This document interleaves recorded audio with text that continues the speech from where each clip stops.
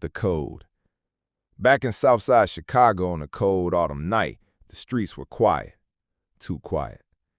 Vaughn leaned against a rusty old Chevy parked outside the corner store, his hoodie up, eyes sharp.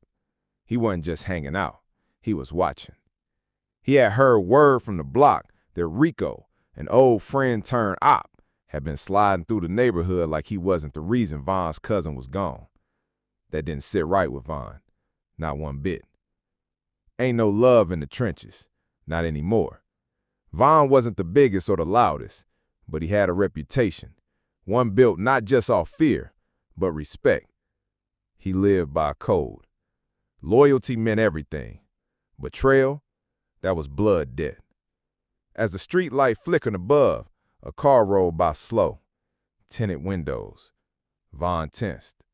He glanced at his boy D-Lo beside him, gave a subtle nod. The car crept, stopped, window down. It was Rico. "You good, Vaughn?" Rico said, all face smiles and calm tone, like he hadn't disappeared after the hit went down. Vaughn stepped off the car, slow. "I'm always good. But you forgot the rules, huh?" Rico laughed nervously. "Man, it wasn't even like that. I didn't know." Vaughn raised his hand to cut him off. "Don't lie to me, Rico. You broke the code. You picked your side." The silence between them stretched, heavy as the steel in Vaughn's waistband.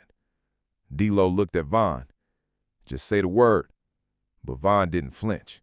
He stared into Rico's eyes, made him feel everything he'd done. The betrayal, the lies, the hurt. "I should end you right here," Vaughn said low, almost a whisper. "But I want you to live with it. Feel it every day.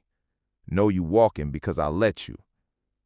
Rico blinked, unsure if he should feel relieved or terrified. "Next time," Vaughn said, backing up, "there won't be a warning." As the car peeled off, D-Lo shook his head. "You really letting him go?" Vaughn lit a cigarette, exhaled slow. "For now. Sometimes the worst punishment ain't death. It's living with guilt." And with that, King Vaughn disappeared into the alley shadows. Street lights flickered behind him. The block stayed quiet. Follow me for part 2.